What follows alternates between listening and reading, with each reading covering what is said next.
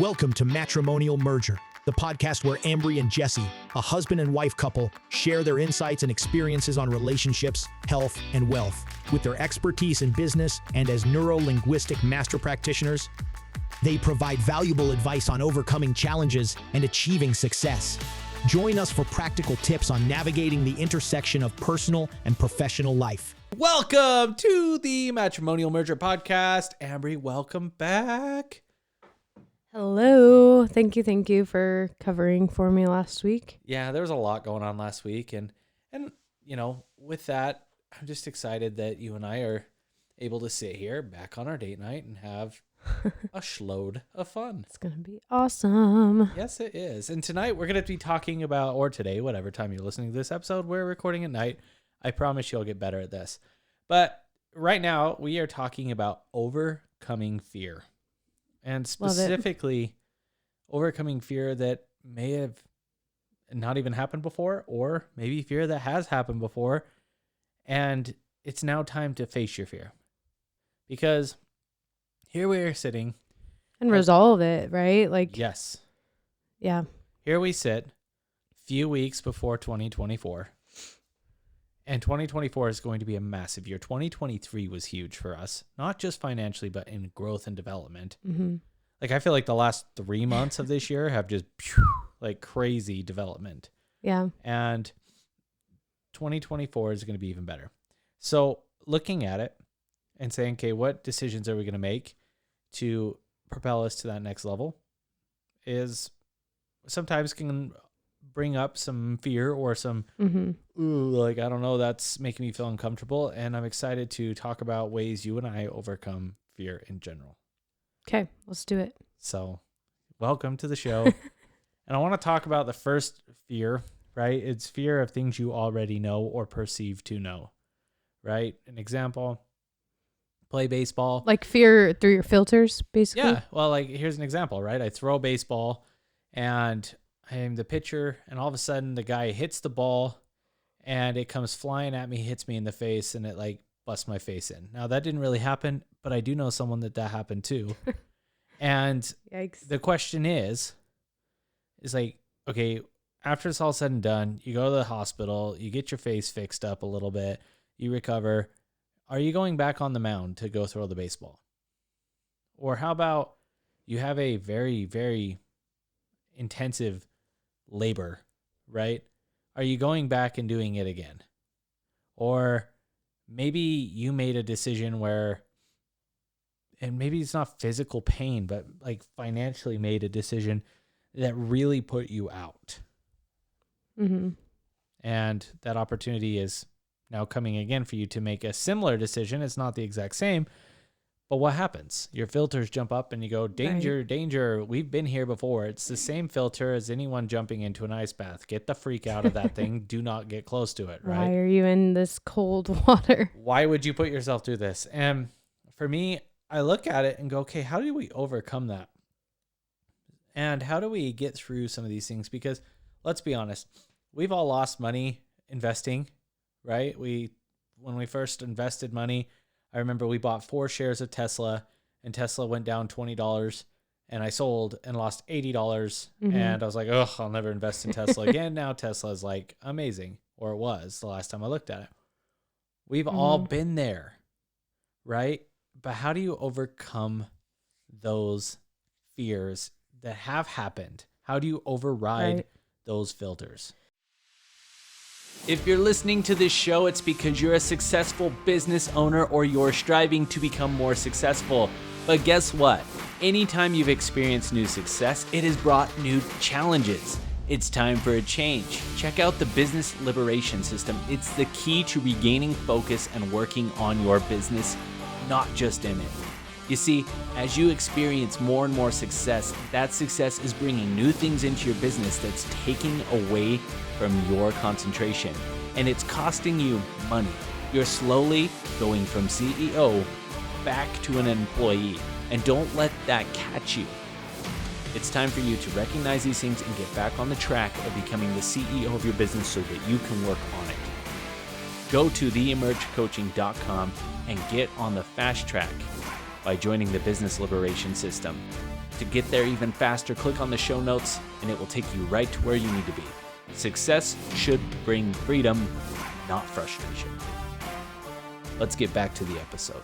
I think it's important to mentally note that, like, the fear that we feel, it's an emotion, right? And that is a natural response to protect us from some kind of threat, right? And so you have to determine then, like, is there an actual threat here? Is it a story I'm telling myself? Is it a threat that can be resolved or can be removed? You know, what is this threat actually? Where is it coming from? Why is it here? What can I learn from it, right? Because that's exactly where, you know, the answer typically lies, is like, what do I need to learn from this, right? And that's powerful, but to take a step back, like, just understanding and respecting the fact that, like, that emotion and that fear is there for a reason. Yes. And so, like, rather than just getting frustrated or upset about it, understand that that is your body and mind's natural response of trying to protect you from something. Right. Whether that something is real or not, or, you know, however you want to define it, whether it's actually going to happen or not, that's up for, you know, Right. interpretation. But that feeling, that emotional response is there to protect you from something. So you got to determine what that something is I like that. that the fear is trying to protect you from. Right. So you're going in and saying, what's the emotional response? How to fix that? I think that is very, very important. Right. Well, just understanding why you're feeling that fear, right? Like, Yeah. I mean, if you got your face smashed in at some point, like, obviously you have a tangible fear that could happen again, right? Right. Okay, well then let's consider all the times you've participated in some kind of activity and your face hasn't gotten smashed in, right? Right. And what experience do you want?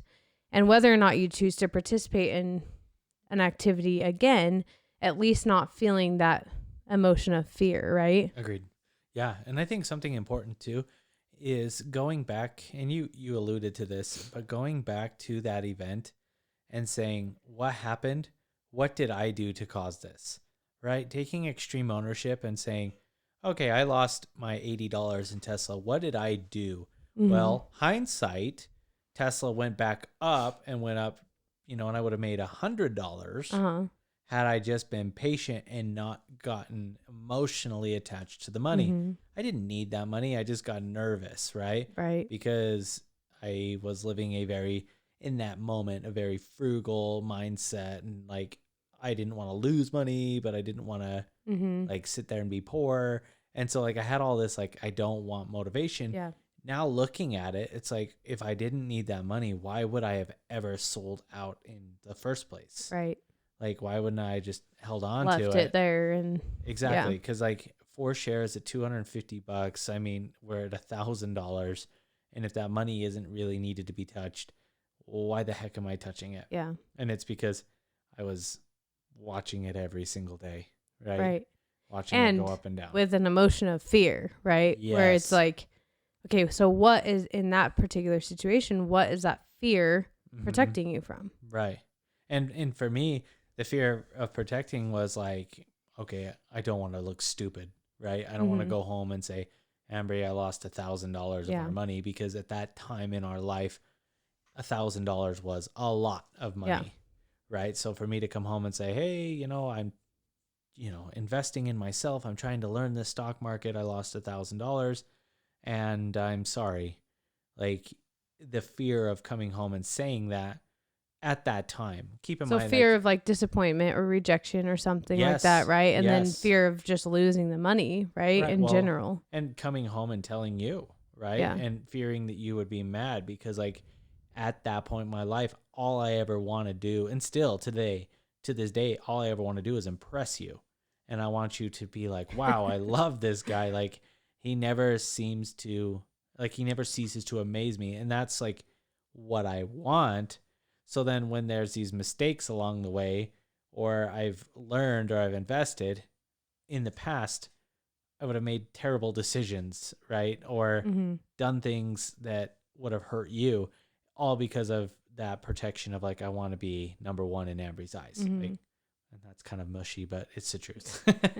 So like looking at it and recognizing like, hey, listen, $80, you're not going to like pack up your bags and leave me and say, forget this, right? Like you're not over $80, probably not over $80,000, assuming that it's legal and legit and everything is like within our values, of course, but you are going to stick with me through thick and thin as long as you know I'm trying and I'm improving. Mm-hmm. But in the past, I didn't understand that or believe that because of psychological issues as a child that are and deeply I think ingrained. I like remember at that time even like talking before and being like, okay, like this is like going to be a learning opportunity to take this money, invest it, kind of play around with it. Like if we lost it all, every penny of it, like it would be okay. Right. Right. We're not planning on it, but the like idea there was like, this is the purpose of this is to go to try it, to learn, to, get better at it. Yeah. And so, but it's interesting still that like, even with that psychologically we can create this story or this like reality based off past experience, whether it's something that happened when we were 2 or in the womb or when we were 12 or 20, whatever it is, right? Right. We can create this reality that may not actually have to be the case, right? Correct. If we were to just shift the way we were looking and to shift that fear into, resolve or excitement, it's a different emotion that better serves us in that situation. Right. And looking back at it, it's like, okay, I lost this money because I sold out. And instead of holding on to it and just saying, okay, great, we're down $80 today, not worrying about it, being a little bit more of an abundant mindset at that time, like, hey, this is just fun money. Ambry and I talked about it. Let's see what happens to see if it recoups. And then turn around and held on to it for an extra couple weeks. I would have made $100, which would have been more of a celebration. I would have been walking around like, check me out. I made us $100, 10% growth, right? You know what I mean? But at that time, going back and learning, it's like, okay, next time it goes down, I buy more. Like, because that's a $20 discount. That's a 10% discount that I could buy in. So when it goes up 10%, now I've made a 20% return, right? Because it's just continued to grow. And my money now becomes even more because I'm investing. But like going back to that moment, looking at it, analyzing it, these are the things I should have done. Knowing what I know, these are the things I should have done. But then most importantly, allowing yourself to go back and do it again with the learning of the things that you've accomplished. I think that's the important part. Being able to take what you learned and then go again. Right? Exactly. It's so interesting. I love fear is complex but simple at the same time. Think about it in your business. Like you and I've hired employees and those employees didn't work out. And then we've hired family, and for the most part, our families done really well, like, and working together. But you and I have a different filter than someone else that maybe has hired someone and that person didn't work. I've also started multiple small businesses with people, like a podcast thing that just didn't end up working out, a car detailing thing that just didn't end up working out. And I look at that and go, man, what a waste of my time and all that effort. But then also I have to recognize as well that there's so much learning from that. Like the people that actually want to start a business, I have new questions as opposed to, let's just start something up and do it.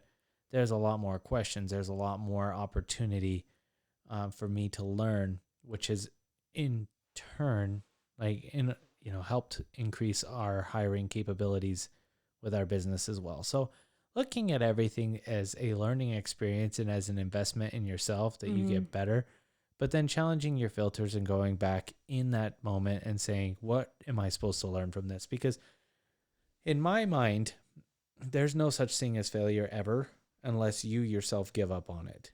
So if you're like, you know what, I'm giving up on... Dang. My microphone agrees with you. The microphone agrees. Like if you're going, I'm giving up on my shoe collection. And as I'm staring at my shoe wall right now, well, I give up on that. Sure. But like, I still have my shoes. And why am I giving up on it? I could label it as a failure because of all sorts of different reasons. But at the end of the day, if I just continue to reward myself and say, oh, I'm not going to give up, I'm going to learn through this, and I'm just going to continue to reward myself, ultimately I'm going to get the result I want anyways, which is a room full of shoes. But instead of just giving up on it, right? Like how many business owners or relationships do we know, Ambry, that like they just give up? It's just easier to say, I'm done. And they just throw their hands up. And ultimately what they've been working so hard for years, they just leave it alone. And they're willing to just give it all up in that moment because the pressure's there. Mm-hmm. But ultimately, if they walked away, like they're just choosing to walk away from everything that they've built. Like you and I would never just walk away from our real estate company or from this podcast without a very good reason of alignment, because it's just hard, right? Like, sure, we're tired. We record these episodes at nighttime, and some days are heavier with feedback from children than others. Mm-hmm. But ultimately, we don't just say, okay, we give up and then never do it again. We just continue to come back. If it's something you want, right? Because you can change the circumstance. You can change, some of the details around whatever it is, but... Totally. And that's the thing, is you can change any circumstance. And getting very, very specific. Like, I think that this kind of goes into the next line of, okay, well, maybe I haven't experienced this before, or maybe I have, but what do I do to not feel so fearful?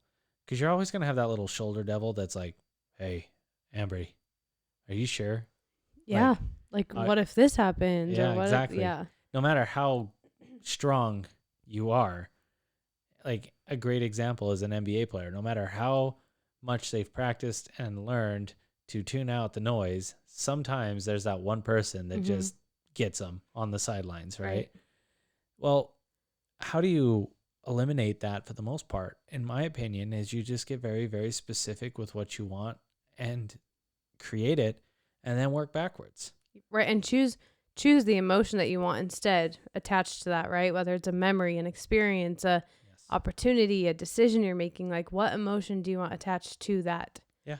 And like you said, work backwards from there. Well, I'm going to share the famous Thanksgiving story. Like, I know Thanksgiving was 2 weeks ago from the time you guys are listening to this podcast, but like you and I decided we want a stress-free Thanksgiving. We want everything done by 4 p.m., ready to go.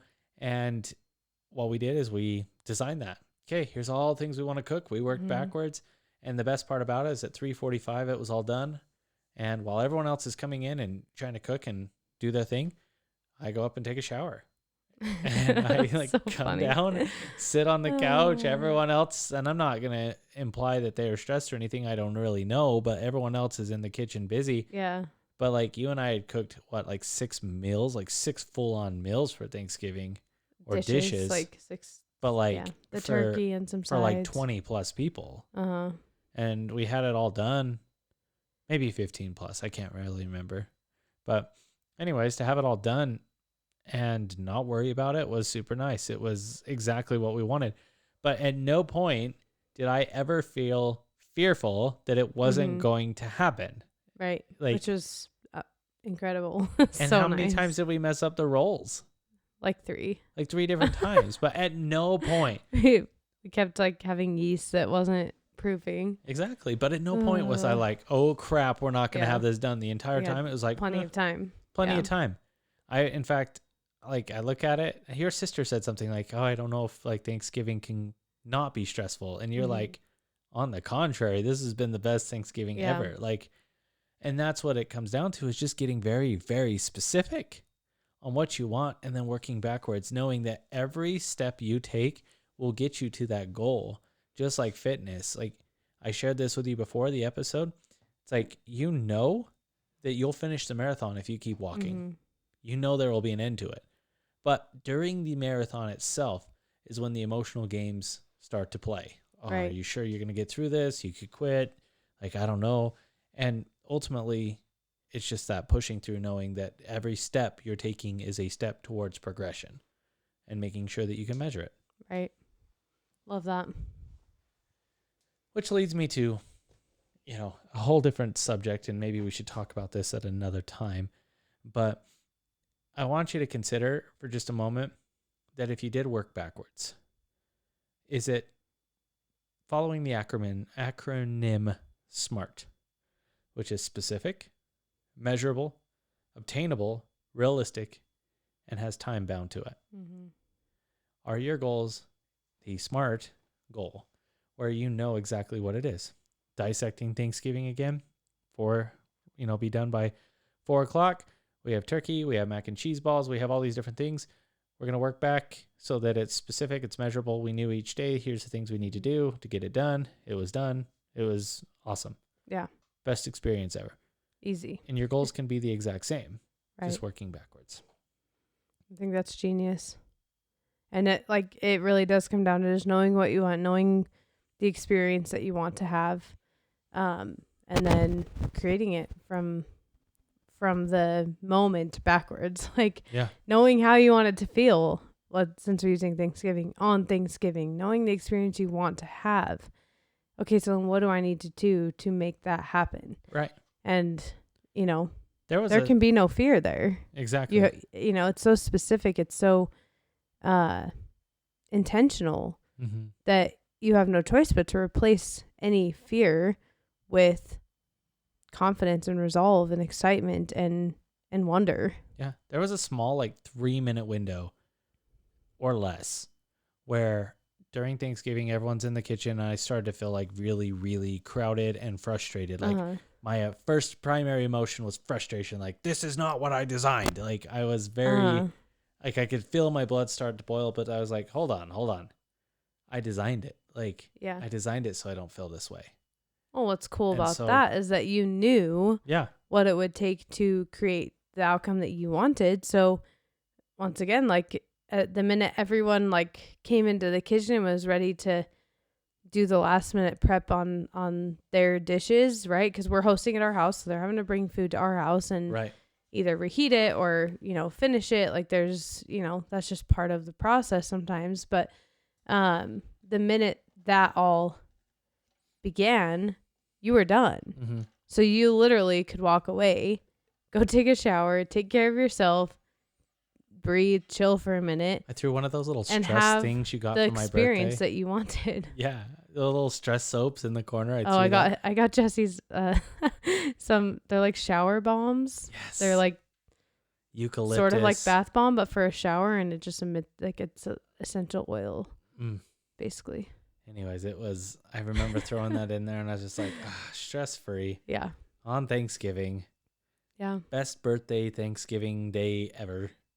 And it's Yeah, because we Jesse's designed birthday it. was on Thanksgiving this year. So that was another thing that's cool about it is extreme ownership over what you wanted on your birthday Yeah. on Thanksgiving. Mhm. How did you want that to look? And it was flawless We in that all- regard. It's so funny, and I'm saying this because you and I are getting ready to go on a vacation, but when we're going on vacation, the amount of planning that we have, it is boom, boom, boom. It is automatic. It is to a T because we know we've got to get all this crap done before we leave, right?